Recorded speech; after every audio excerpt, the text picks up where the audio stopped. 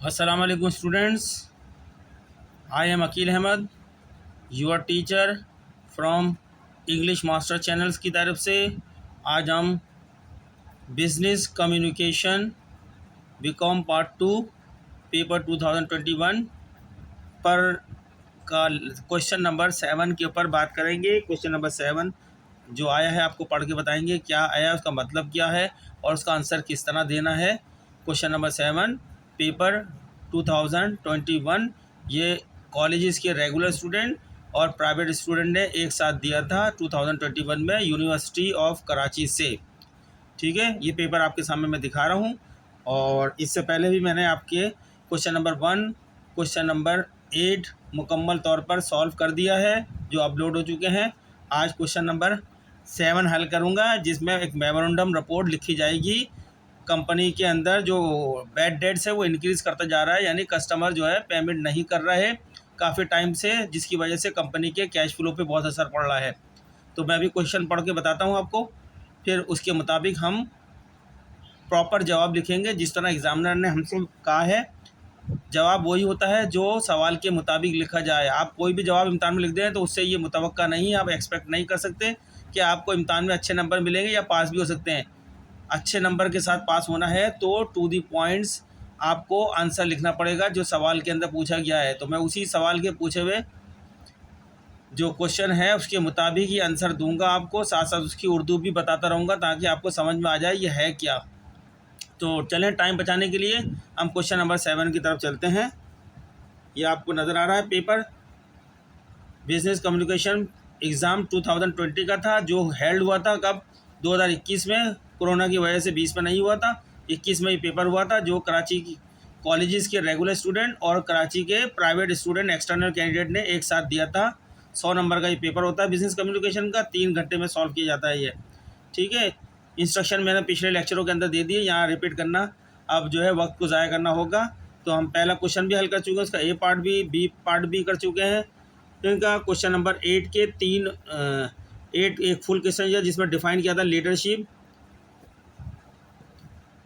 Question number 8 के अंदर leader कहा था डिफाइन करें लीडरशिप और explain different kinds of leadership style, ये भी हमने सॉल्व कर दिया है। और 8A जो या के अंदर सवाल दिया था 8A डिफाइन इंटरव्यू, हमने ये भी सॉल्व कर दिया है, अपलोड हो चुका है हमारा लेक्चर्स। क्वेश्चन या के अंदर और के अंदर लिखा था 8B discuss the interviews responsibility, interview लेने वाले की जिम्मेदारी पर बहस करें in a job interview, during interview, after interview. दो तरीके से पूछा गया है कि इंटरव्यू लेने वाले की जिम्मेदारी दौरान इंटरव्यू क्या है वो जो है उस पर बहस करें, और इंटरव्यू ख़त्म होने के बाद उसकी क्या जिम्मेदारी है उस पर बहस करें। ये भी हमने अपलोड कर दिया आंसर लिख के। आज हम जा रहे हैं क्वेश्चन नंबर 7 की तरफ जो आपके सामने 7B की तरफ जा रहे हैं।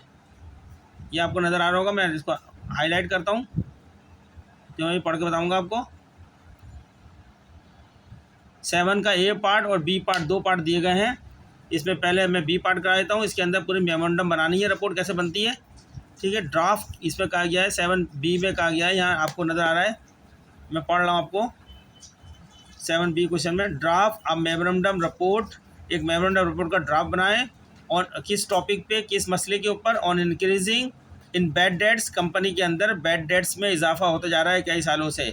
तो लिहाजा आपने सारी फिगरों खुद से फ़र्ज़ कर लेना, इमेजिनरी डिटेल ले लेनी है, एज्यूम कर लेनी है खुद ही फिगर, और एक रिपोर्ट बना के दिखानी है एग्जामिनर को कि कैसे बनती है रिपोर्ट, मेमोरेंडम रिपोर्ट किसी कंपनी की। तो मैं अभी आपके सामने बना के दिखाऊंगा, लेकिन मसला क्या है, किस मसले में बनानी है, और इंक्रीज़ इन बैड डेट्स, ये बताया इन्होंने। कंपनी का जो बैड डेट्स है वो इंक्रीज़ हो रहा है, यानी कस्टमर कंपनी के टाइम पर पेमेंट नहीं कर रहे।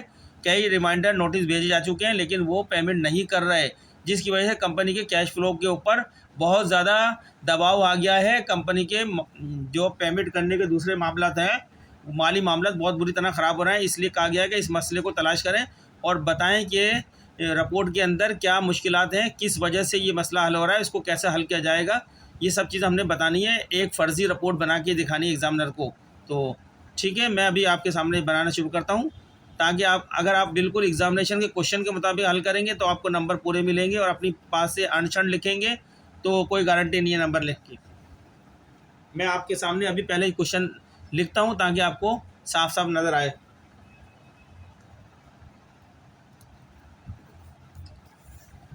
चलें, क्वेश्चन नंबर 7B कर रहा हूँ पहले, 7A बाद में करूँगा।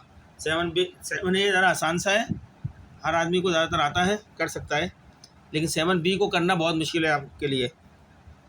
तो मैंने पढ़ के बताया, लिख रहा हूँ। 7B का है ड्राफ्ट, माने लिखें। ड्राफ्ट की बात आती है तो लिखें, क्या लिखें? ये कोटेशन मार्क में दिया, मेमोरेंडम रिपोर्ट लिखें। मेमो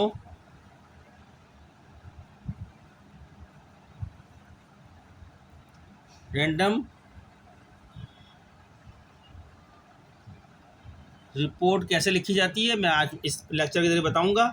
ये हर क्लास के लिए ज़रूरी है। कम्युनिकेशन का टॉपिक जो है हर प्रोफेशनल क्लास के अंदर पढ़ाया जाता है, वो भले चार्टर्ड अकाउंटेंसी की हो, कॉस्ट मैनेजमेंट अकाउंट ICMA की हो, MBA हो, MBA फाइनेंस एंड अकाउंट्स हो, वहाँ भी कम्युनिकेशन बताई जाती है। BCom हो, MCom हो, और दीगर दूसरे इम्तहान जो है, सीमा है, ACC है, सब तरफ बिजनेस कम्युनिकेशन का टॉपिक होता है। क्योंकि एक मैनेजर अगर कम्युनिकेशन पे कमांड नहीं रखता तो वो सही तरीके से ऑर्गेनाइजेशन को नहीं चला सकता। तो आप लोग कॉमर्स पढ़ रहे हैं तो आपको बिजनेस कम्युनिकेशन को सही तरीके से रिपोर्ट बनाना आना चाहिए। इसलिए आज मैं बनाना सिखा रहा हूँ आपको रिपोर्ट। ये एग्जामिनेशन का क्वेश्चन है, उसी को सॉल्व करूँगा, उसकी इंस्ट्रक्शन के मुताबिक बनाता हूँ। टॉपिक प्रॉब्लम क्या है, या इन्वर्टेड कॉमा में लिखा है ऑन, ये प्रॉब्लम बता रहे हैं, इंक्रीज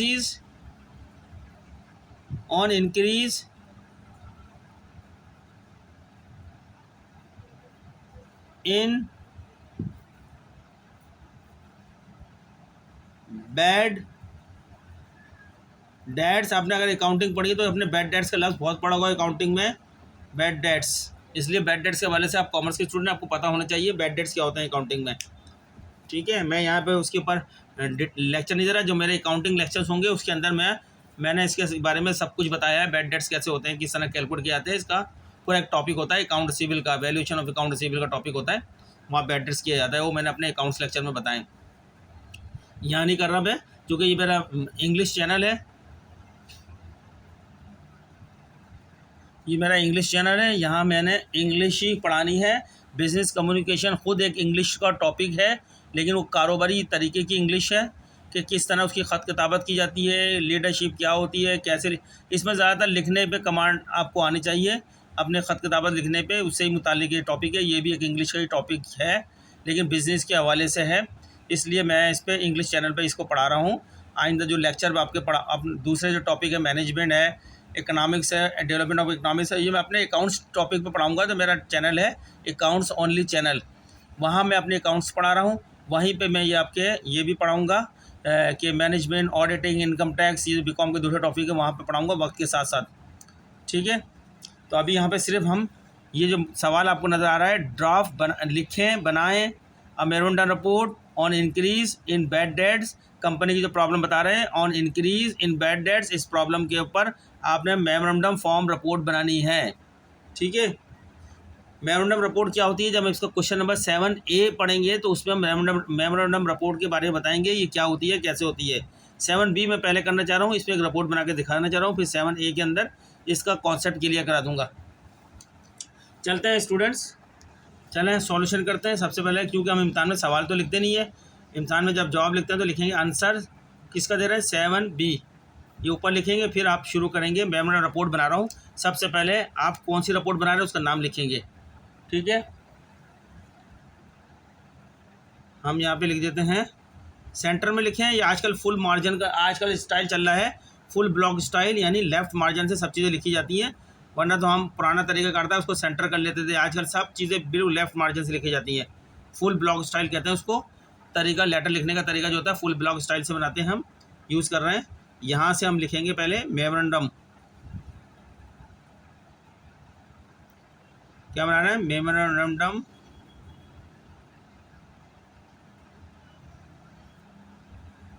मेमोरेंडम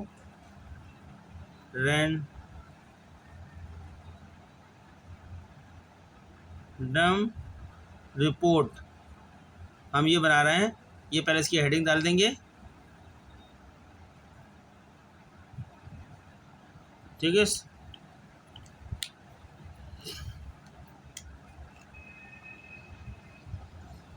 ये करने के बाद फिर इसके नीचे रिपोर्ट के नीचे से यहाँ से शुरू करेंगे, यहाँ लिखा होगा 2। हमारी जो दफ्तर में असल में नोट शीटें होती है उसके अंदर ये मेमोरेंडम रिपोर्ट के लिए ये इंटरनल मामला होता है। मेमोरेंडम रिपोर्ट एक जो है एक ऑफिसर जो है अपने दूसरे ऑफिसर को मुखातिब कर रहा होता है, उसको लिख रहा होता है, 2 कर रहा होता है। यहाँ पे जब रिपोर्ट होती है 2 होता है, और दूसरा इसमें ये सब छपा हुआ होता है कंपनी के अंदर। आप दूसरी लाइन में फ्रॉम लिखेंगे, ठीक है। 2 यहाँ पे उसको जिसको आप जिसको मुखातिब कर रहे हैं, किसी मैनेजर, किसी ऑर्गेनाइजेशन के मैनेजर को कर रहे हैं, पर्सनल मैनेजर को कर रहे हैं, फाइनेंस मैनेजर को कर रहे हैं, किसी को कर रहे हैं, वो लिखेंगे the manager finance, the manager personnel, the manager जो है प्रोडक्शन, किसी को भी जिसको भेज रहे हैं रिपोर्ट ना, उसको लिखेंगे आप यहाँ पे। तो मैं यहाँ पे कर देता हूँ। यहाँ हम लिखेंगे नाम, लिखेंगे नेम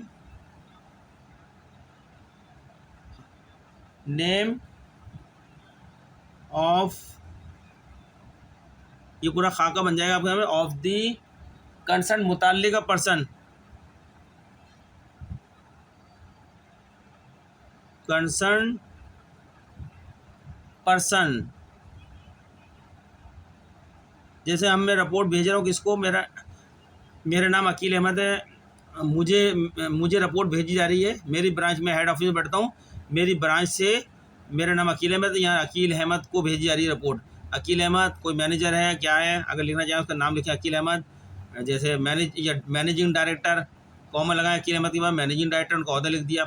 अब लिखने वाला कौन है, ये फ़र्ज़ करें फैक्ट्री का मैनेजर है, ये उसके नाम से लिखी जाएगी। योर नेम यानी लिखने वाले का नाम, जो रिपोर्ट लिख रहा है ये पूरी उसका नाम आएगा यहाँ पे। योर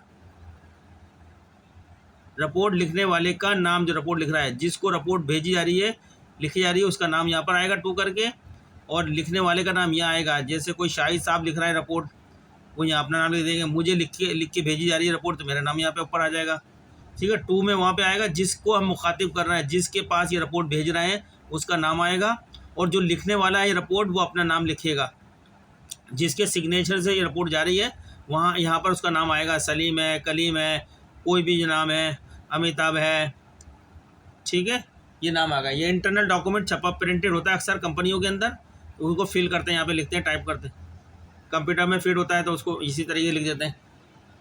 जब आप ये लिख लेते हैं तो फिर इसके बाद नीचे लाइन पे ही छपा हुआ होता है लव सब्जेक्ट, उसका सब्जेक्ट लिखते हैं रिपोर्ट का।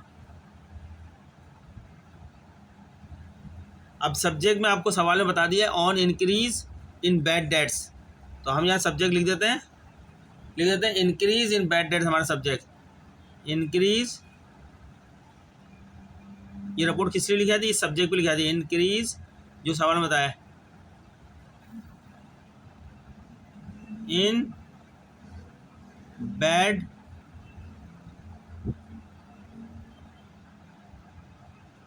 ये सब्जेक्ट है।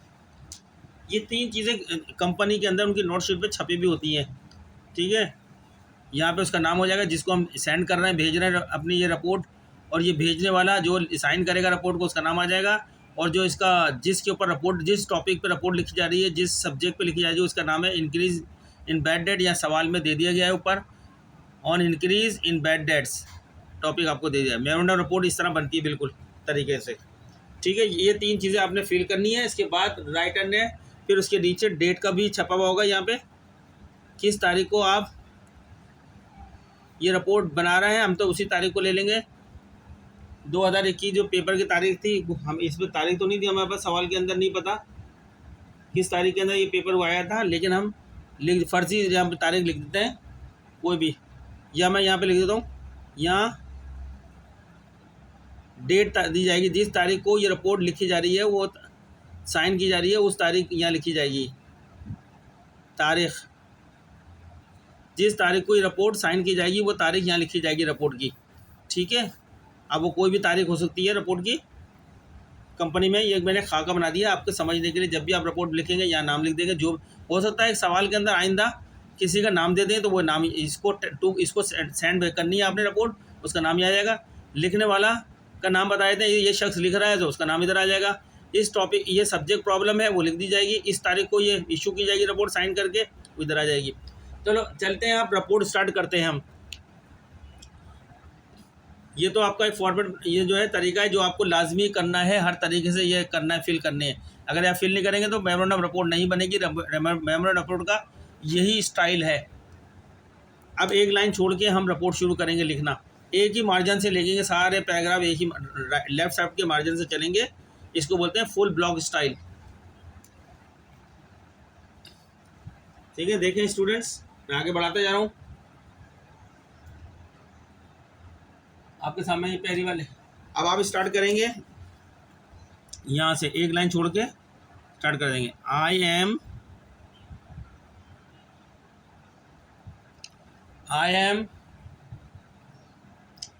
राइटिंग, मैं लिख रहा हूँ,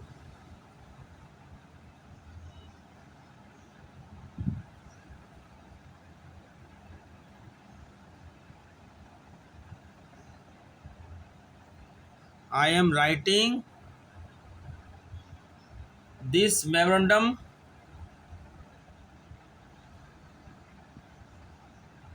this memo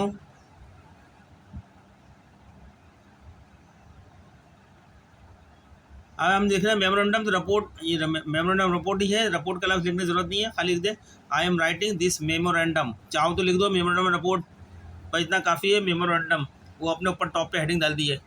I am writing this memorandum, मैं ये मेमोरेंडम लिख रहा हूँ। मेमोरेंडम बोलते हैं याददाश्त को बोलते हैं, मैं ये याददाश्त लिख रहा हूँ, याददाश्त। मेमोरेंडम किस लिए लिख रहा हूँ? टू ब्रिंग, लाने के लिए, to bring to your attention, आपकी तवज्जो लाने के लिए, आपकी तवज्जो इस मामले की तरफ लाने के लिए। योर अटेंशन, अटेंशन तवज्जो को बोलते हैं। नजर आ रहा है students? Attention, attention the recent increase, इसको मौजूदा, हाल ही में, द रिसेंट, मैं इस पूरा लिखने के बाद आपको बाकायदा तरीके से ट्रांसलेशन कर दूंगा इसकी, लेकिन साथ साथ वर्ड का मतलब बता जा रहा हूँ। द रिसेंट इंक्रीज माने इजाफा होना, बढ़ना, इसका पूरा मफहूम बयान कर दूंगा। इंक्रीज जैसे ये पैराग्राफ ख़त्म होगा, द रिसेंट हाल ही में इंक्रीज हुई है, बढ़ा है, इजाफा हुआ है, इन किस में? बैड डेट्स, यानी कस्टमर पेमेंट नहीं कर रहा है टाइम पर अपने, कई नोटिस दे दिए फिर भी नहीं कर रहा है, इसको बैड डेट्स बोलते हैं। कर्जा डूब गया है, बैड डेट्स, डेट्स कर्जा होता है, बैड हो गया, ख़राब हो गया कर्जा, यानी अगर पेमेंट हो जाता है गुड डेट्स हो जाता है, अगर पेमेंट ना हो कर्जे की, बस कस्टमर से पैसे वसूल ना हो तो वो बैड डेट्स हो जाता है। डेट्स माने कर्जा, कर्जा बैड हो गया है, समझ रहे हैं मसला? Bad debts in our organisation, हमारी कंपनी में, हमारी तंजीम में, इन आवर ऑर्गेनाइजेशन को उर्दू में बोलते हैं तंजीम, या कंपनी बोल रहे हैं।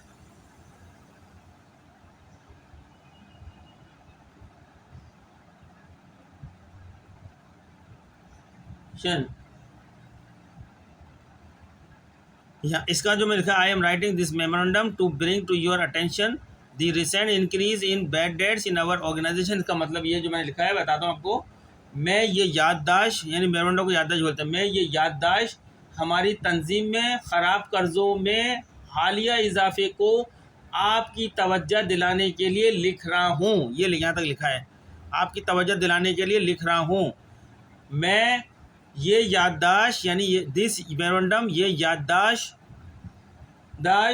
हमारी तंजीम में, हमारी तंजीम में, यानी इन आवर ऑर्गेनाइजेशन, हमारी तंजीम में ख़राब कर्ज़ों में, बैड डेट्स, बैड डेट, ख़राब कर्ज़ों में, ख़राब कर्ज़ों में हालिया इजाफे, रिसेंट इंक्रीज होती है, हालिया इजाफे को आपकी तवज्जो, योर अटेंशन दिलाने के लिए लिख रहा हूँ। ठीक है, बात यहाँ तक बात क्लियर हो गई आपको? इस तरह जिस तरह लिखेंगे। आगे चलते हैं। एज यू मे ऑलरेडी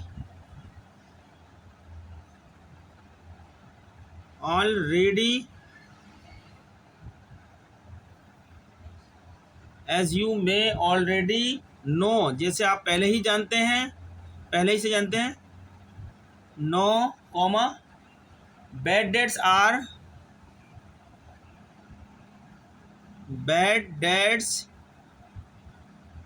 यानी खराब कर्जे आर दोज वो होते हैं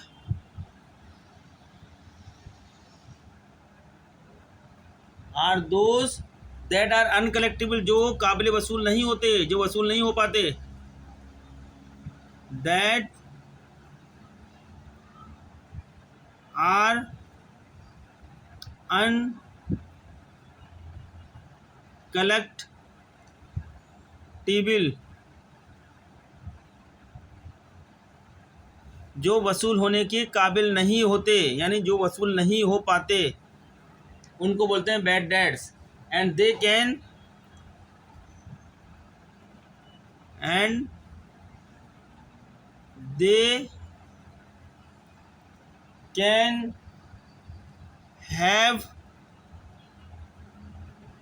हैव अ सिग्निफिकेंट, इम्पोर्टेंट को बोलते हैं a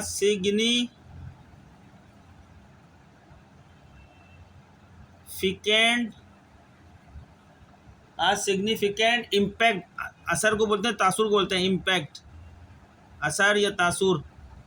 impact on our financial, जिसका असर पड़ रहा है ऑन आवर, हमारे फाइनेंशियल मालियाती फाइनेंशियल स्टेटमेंट्स, बयानिया होता है, बयान या गोशारा भी कहते हैं। स्टेटमेंट्स एंड ऑपरेशन, और कारोबारी अमल।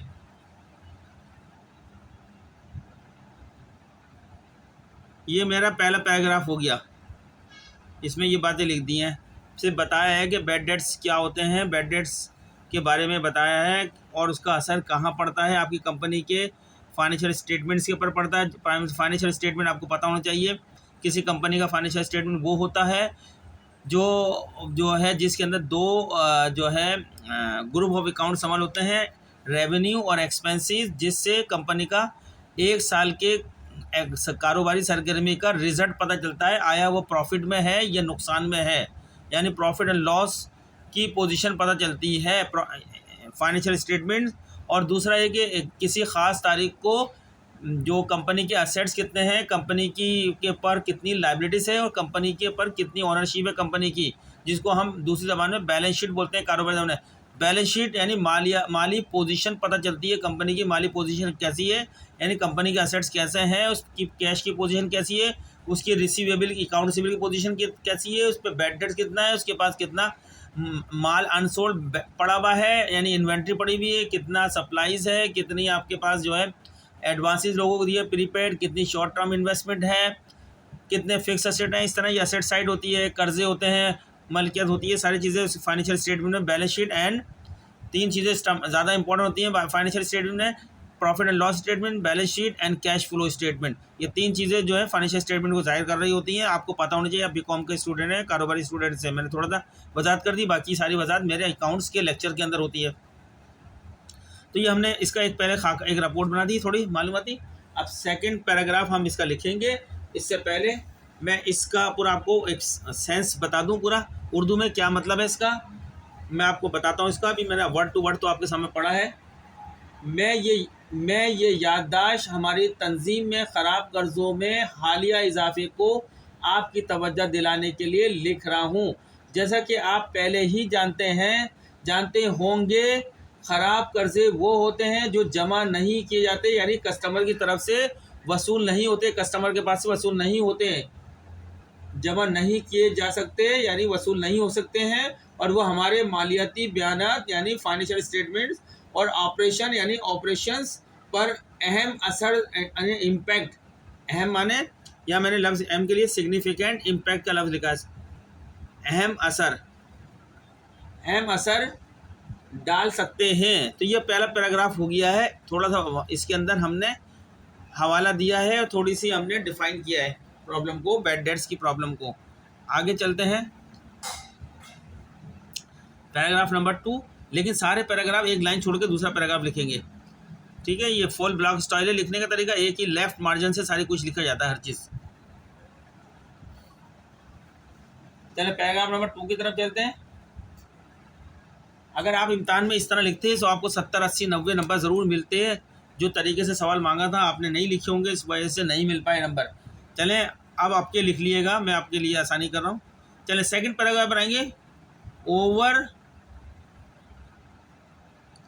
द पास्ट फ्यू मंथ, अब प्रॉब्लम बता रहे हैं कि पिछले कुछ महीनों से, over the past few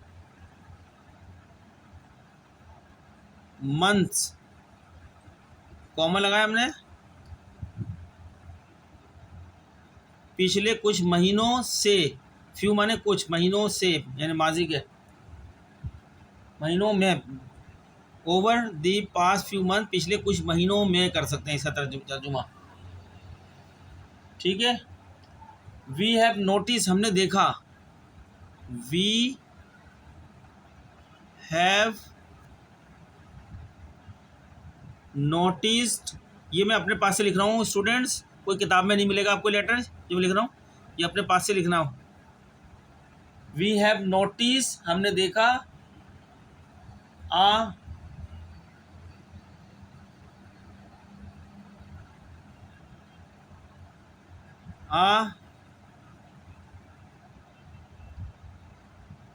substantial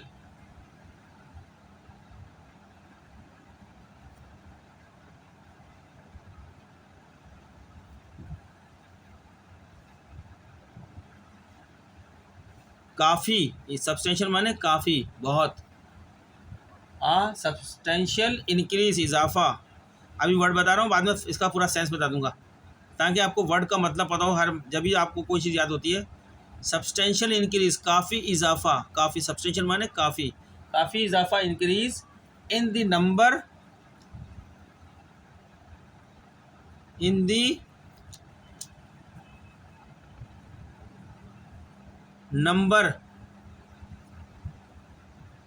तादाद को बोलते हैं number, in the number of customer, कस्टमरों की तादाद, ग्राहकों की तादाद, नंबर ऑफ कस्टमर माने ग्राहक होते हैं, कस्टमर्स, कस्टमर्स माने ग्राहकों की तादाद, who,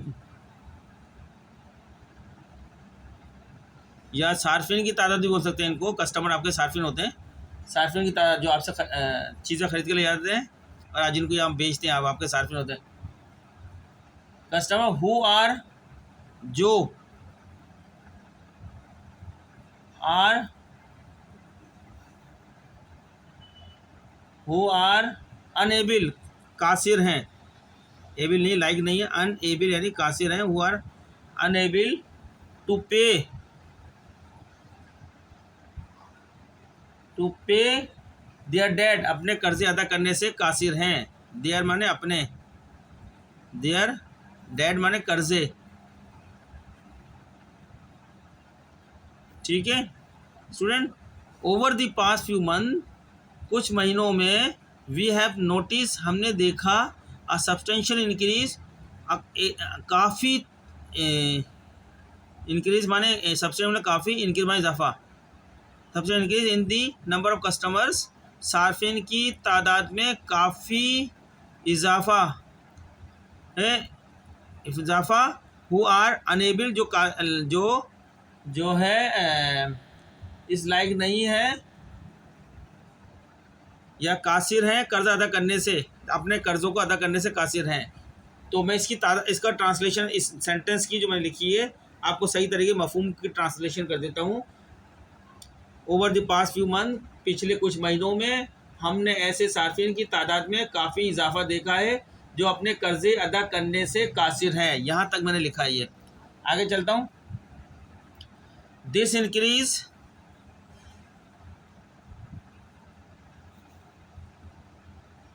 This increase has caused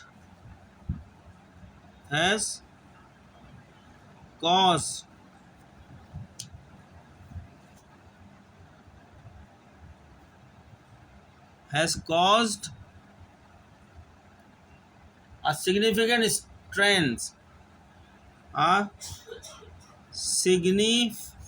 हैम होता है important,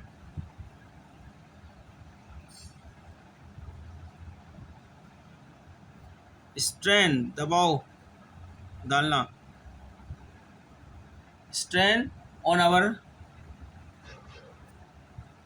our cash flow, cash का भाव जो होता है, नकदी भाव जो होता है, cash flow, and has also affected and has also affected our profitability, our profitability full stop। यहाँ तक मैंने आपको ये बात बताया है कि इस इजाफे ने हमारे नकद भाव, कैश फ्लो को नकद भाव कहते हैं, हमारे नकद भाव पर एक अहम दबाव डाला है। सिग्निफिकेंट स्ट्रेन, अहम दबाव डालना, एक अहम दबाव डाला है और हमारे मुनाफे को भी, प्रॉफिटेबिलिटी को और हमारे मुनाफे को भी मुतासिर किया है, यानी अफेक्ट किया है। अफेक्टेड, मुतासिर करना, ठीक है। इसमें कोई ऐसा वर्ड नहीं है जो मुश्किल लगे। स्ट्रेन माने दबाव डालना होता है, सिग्निफिकेंट माने आपको पता है इम्पोर्टेंट होता है।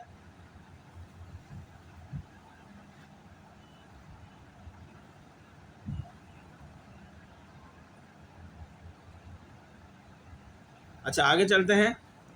अगर यहाँ तक आपको समझ में आ गया है, अवर, इस पैरा को पूरा मुकम्मल करते हैं। अवर, अब ये सफ़ा बदल दूंगा मैं आपके सामने ही।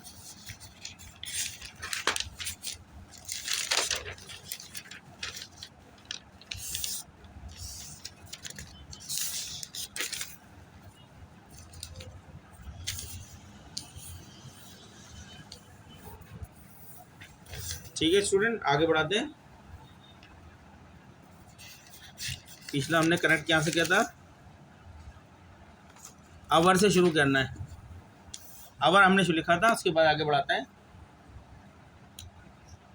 अवर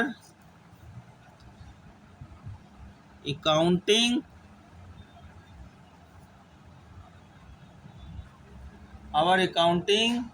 टीम, हमारी अकाउंटिंग की जो टीम है, हैज़ कंडक्टेड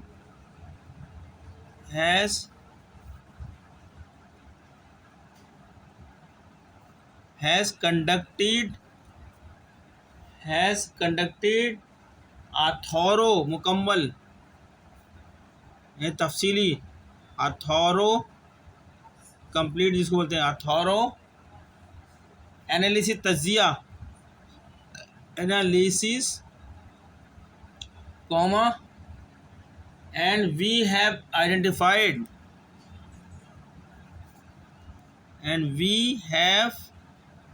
मैंने शनाख्त करना, we have identified शनाख्त कर चुके हैं, मालूम कर चुके हैं। we have identified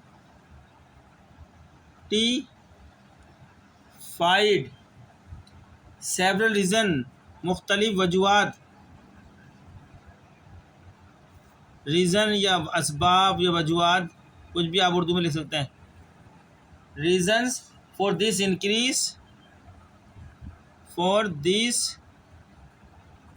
इंक्रीज इस इजाफे, इंक्रीज इन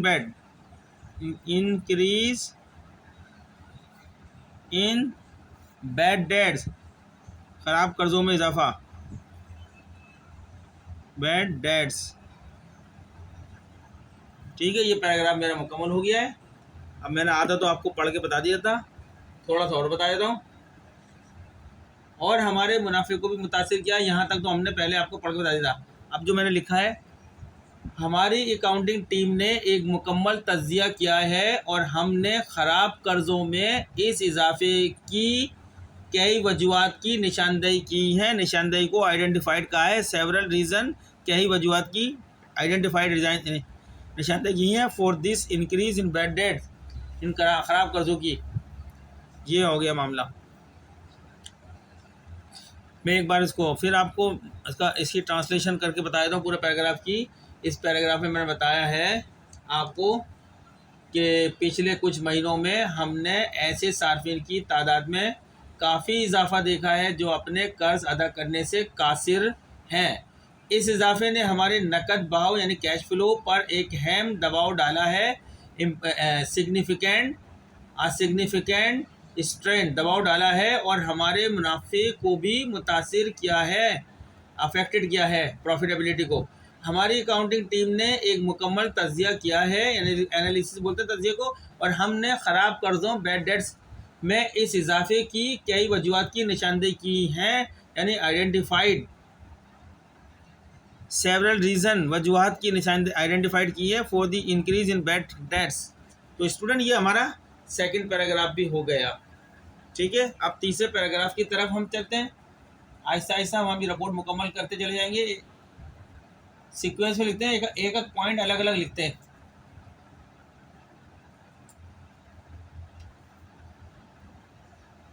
अब हम अपने रीज़न वजूहत बताएंगे यहाँ पे। फर्स्टली, अब एक लाइन छोड़ के अगला पैरा शुरू करेंगे, ब्लॉग स्टाइल में लिख रहे हैं हम ये।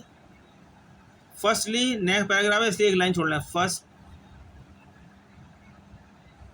Firstly some of our customer, ये हमने कहा जो सेवरल वजूहत मालूम की है, सेवरल रीजंस वो बता रहे हैं यहाँ पे। Firstly some of our customer, कुछ हमारे कस्टमर। फर्स्टली माने सबसे पहले कुछ हमारे customer are facing financial difficulties, are facing सामना कर रहे हैं, फेसिंग मालियाती फाइनेंशियल डिफ़िकल्टीज, मुश्किलात। देखिए आपकी इंग्लिश भी यहाँ पे वर्ड सही हो रही है, वर्ड के मतलब बताता जा रहा हूँ। फाइनेंशियल डिफ़िकल्टीज बिजनेस इंग्लिश की मतलब आपको पता चला इस चैनल पे।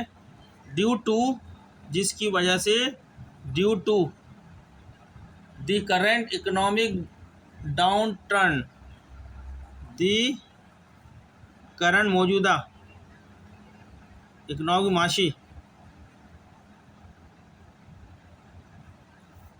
डाउन, नीचे आ गया है, डाउन टर्न, उसके जो टर्न है वो नीचे हो गया है, टर्न। इस सेंटेंस का मतलब बता देता हूँ। सबसे पहले हमारे कुछ सार्फिन को मौजूदा माशी बदहाली की वजह से माली मुश्किलात का सामना है। पहला रीज़न ही आ गया। आगे चलते हैं, दोम सेकंड, फंस हो गई। सेकेंडली दूसरा रीज़न आ गया। फर्स्टली टी है, फर्स्टली और सेकेंडली। सेकेंडली में हम क्या बताएंगे ना चाह रहे हैं आपको, वी, ये आपको नज़र नहीं आ रहा, आगे ऊपर करूँगा। सेकेंडली वी हैव नोटिस, हमने देखा है कि वी नोटिस किया है, we have notice a lack of proper credit, a lack फिकदान है, अ लैक ऑफ प्रॉपर मुनासिब, प्रॉपर क्रेडिट उधार को बोलते हैं,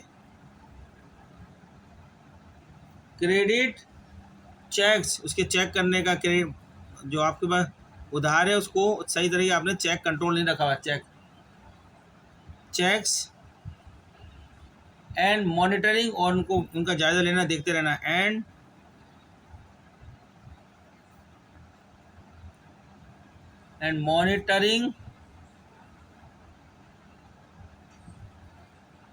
monitoring of credit limits, credit की जो लिमिट्स है उसको भी मॉनिटर करते रहना, monitoring of credit limits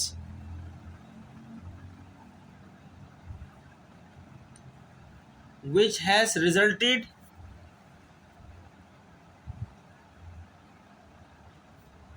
which has resulted which has resulted in extending credit in extending credit credits which has resulted credit दोबारा which has लिख रहा हूँ मैं उसी को which has resulted in extending credits किसको क्रेडिट किसको दे रहे हैं क्रेडिट्स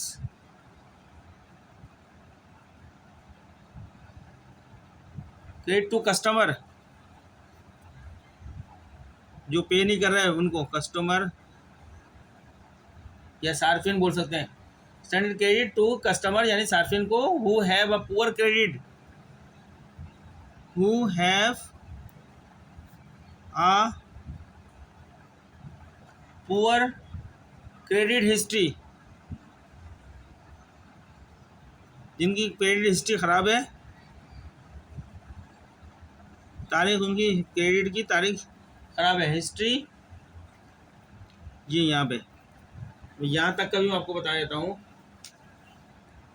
ये दूसरा रीज़न भी आपको पढ़ के बता देता हूँ दोम हमने क्रेडिट की दुरुस्त जांच पड़ताल और क्रेडिट की हदों की निगरानी का फुकदान देखा है जिसके नतीजे में इन सार्फिन को क्रेडिट दिया गया है जिनकी क्रेडिट हिस्ट्री ख़राब है ये बताया है इसके अंदर रीज़न बताया है जो बैड डेट्स होते जा रहे हैं कर्जे और जो है पैसा वसूल नहीं हो रहा है कस्टमरों से जो उधार में माल बेचा था आगे बात करते हैं इसको आखिरी रीज़न इसका लास्टली आखिरी में ये तीसरा रीज़न में जा रहा है आखिरी लास्टली वी हैव आइडेंटिफाइड निशानदेही कर ली आइडेंटिफाइड का मतलब आइडेंटिफाइड हम निशानदेही कर चुके हैं पद मालूम कर लिया है we lastly we have identified some internal control अंदरूनी internal control जवाबिद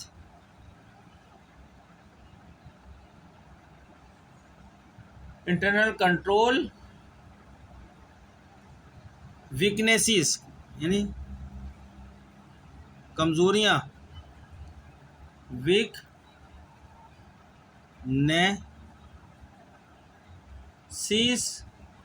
in our debt recovery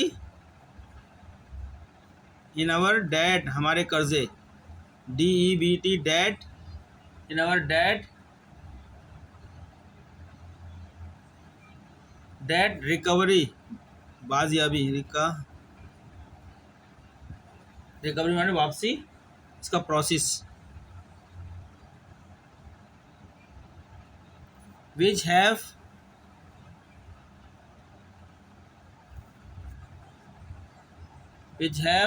resulted in delays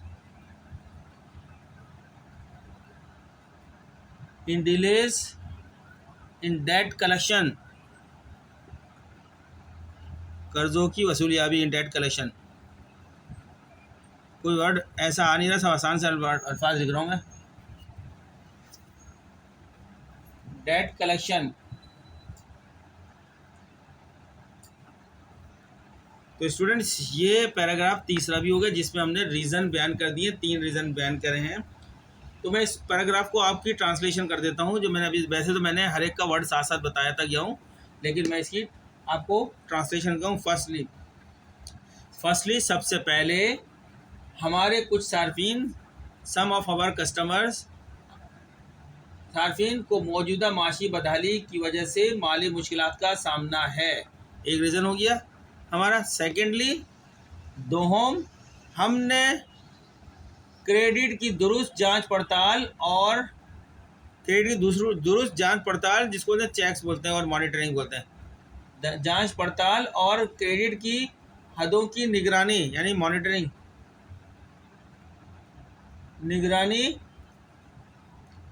निगरानी का फुकदान देखा है।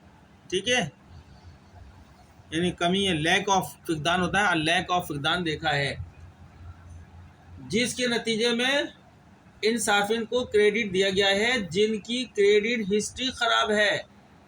आखिरी रीज़न जो है बताने जा रहे हैं, आखिर में लास्टली जो है, हमने अपने कर्ज की वसूली के अमल में, प्रोसेस में कुछ अंदरूनी कंट्रोल, इंटरनल कंट्रोल जो है कि कमज़ोरियों, वीकनेसेस की निशानदेही आइडेंटिफाइड की है, जिसके नतीजे में कर्ज की वसूली में ताख़ीर हुई है, जो डिलेज हुई है इन डेट कलेक्शन के अंदर, उसकी वजह।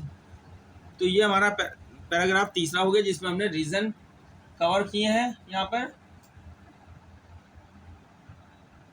आगे चलते हैं, जिसके अंदर हम रिकमेंडेशन देने जा रहे हैं, इसकी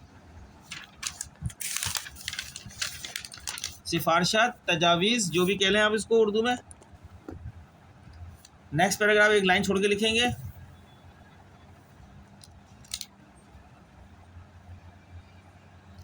यहाँ से छोड़ते हैं। अब इसके अंदर हम रिकमेंडेशन की तरफ जा रहे हैं। रीज़न हमने बता दिए।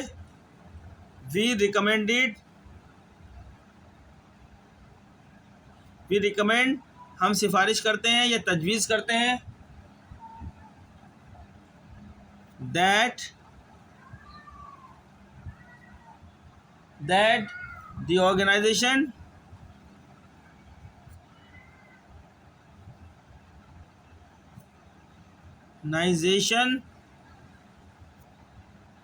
takes immediate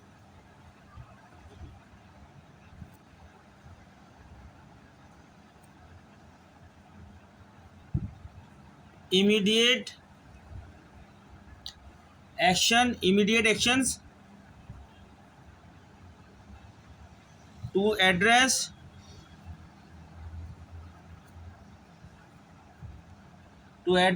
these issues.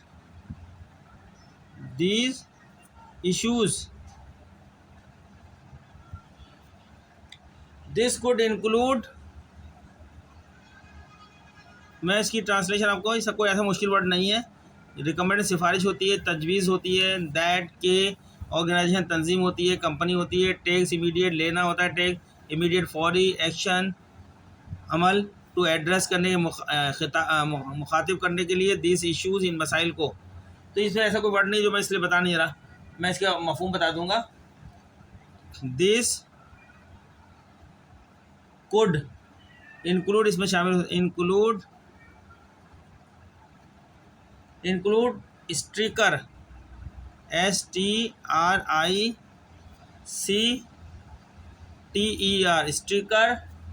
STRICTER, stricter credit control,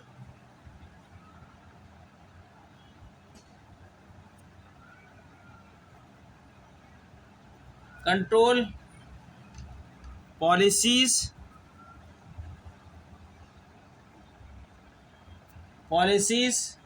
regular monitoring,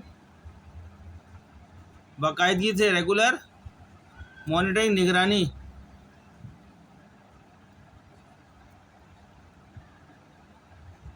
बाकायदगी से निगरानी होती है, monitoring, regular monitoring of credit limit, credit की हदों की, of credit limits,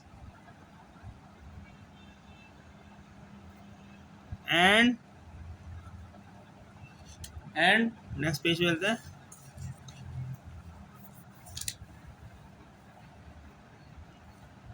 and improve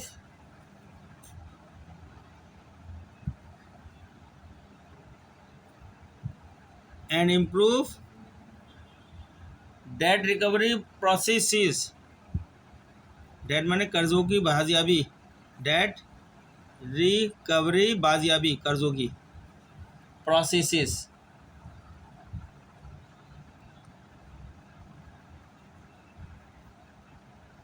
We also suggest, हम ये भी तजवीज़ देते हैं, also suggest माने तजवीज़ देना. We also suggest conducting a review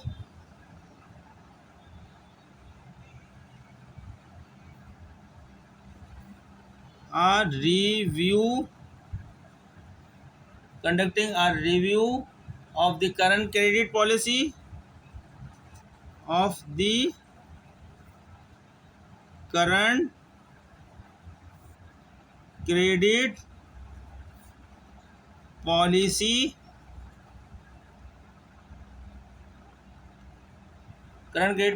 to ensure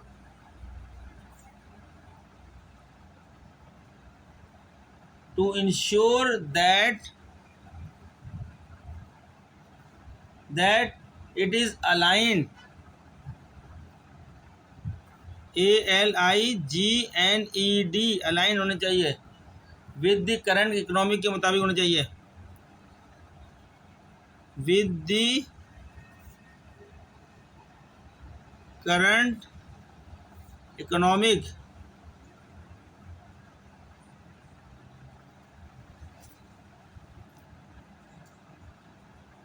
situation. ये हमने रिकमेंडेशन दे दी सी. सिचुएशन माने हालात, मौजूदा माशी हालत मुताबिक अलाइन होनी चाहिए. तो स्टूडेंट्स, ये रिकमेंडेशन का पैराग्राफ भी आ गया. अब मैं इसको भी आपको ट्रांसलेट कर देता हूँ जो मैंने ये पैराग्राफ में बताया है. हम तजवीज़ करते हैं कि तंजीम यानी ऑर्गेनाइजेशन इन मसाइल को हल करने के लिए फौरी इक़दाम करे. इसमें क्रेडिट कंट्रोल की सख्त पॉलिसियाँ, क्रेडिट की हदों की बाकायदा निगरानी और कर्ज की वसूली के बेहतर तरीके शामिल हो सकते हैं. हम मौजूदा क्रेडिट पॉलिसी का जायज़ा लेने का भी मशवरा देते हैं ताकि ये यकीनी बनाया जा सके कि ये मौजूदा माशी सूरत हाल से आहंग है. अलाइन माने हम आंग है, उसके मुताबिक है. ठीक है, ये तो हमने कर दिया.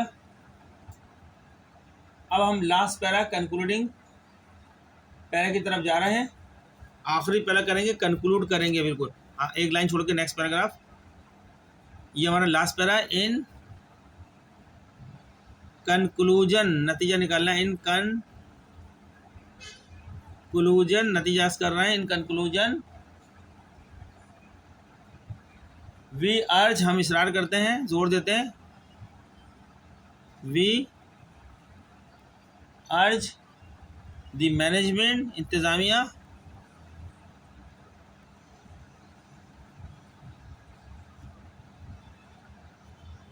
Management to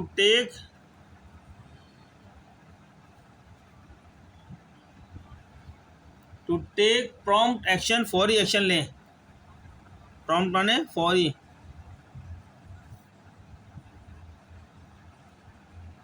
action to address, मुखातिब करना. टू एड्रेस, मुखातिब करने को बोलते हैं.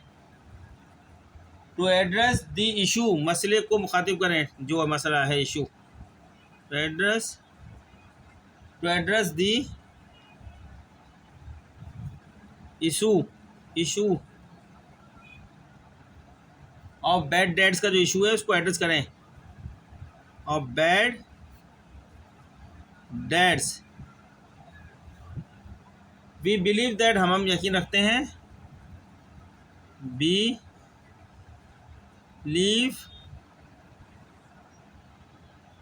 we believe that this will improve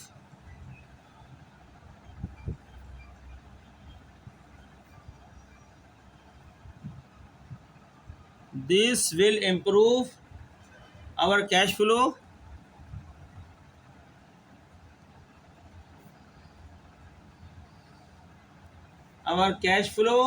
and profitability.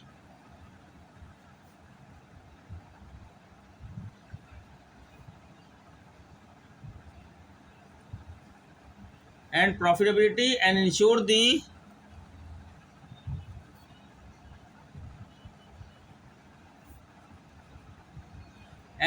the long term तवील मुद्दत long term financial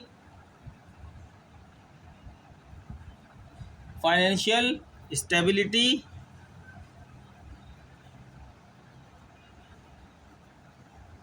of our organization.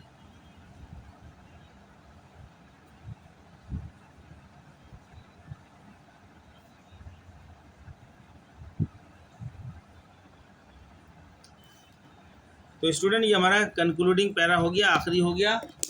इस पैरा, ये पैरा आपका आखिरी होता है। हर खत खिताबत हो, रिपोर्ट हो, एक आखिरी कंक्लूड पैरा लिखा जाता है, उसका निचोड़ होता है। ये पैरा जो होता है निचोड़ होता है पूरा उसकी रिपोर्ट का। तो इसमें मैं बता देता हूँ क्या क्या आखिर में। इन कंक्लूजन माने आखिर में हम इंतज़ामिया पर जोर देते हैं कि वो ख़राब कर्ज़ों के मसले को हल करने के लिए फौरी कार्रवाई करे। हमें यकीन है कि ये हमारे नकद भाव यानी कैश फ्लो और मुनाफे को बेहतर बनाएगा, प्रॉफिटेबिलिटी को बेहतर बनाएगा और हमारी तंजीम के तवील मुद्दती माली इस्तेकाम को यकीनी बनाएगा। तो ये रिपोर्ट हो गई। आखिर में जो है आप जिस तरह लेटर लिखते हैं उसी तरह योर जो सिंसियरली लिखते हैं, सिंसियरली माने मुखलिस, एक लाइन छोड़ के सिंसियरली,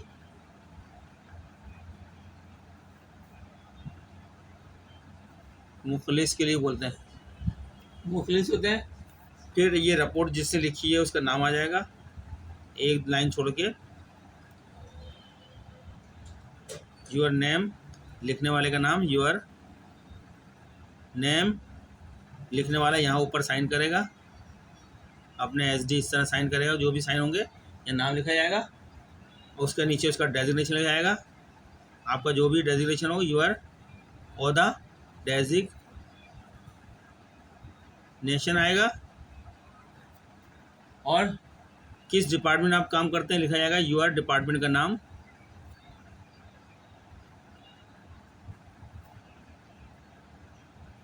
ये आपकी पूरी रिपोर्ट तैयार हो जाएगी। ठीक है स्टूडेंट्स, आप जब प्रैक्टिकली काम करेंगे किसी बड़ी कंपनी में कहीं, वहाँ आपको रिपोर्ट लिखने के बहुत मौके मिलेंगे अच्छे उसके ऊपर, तो आपको मेमोरेंडम रिपोर्ट बिल्कुल अच्छी तरह लिखना आना चाहिए।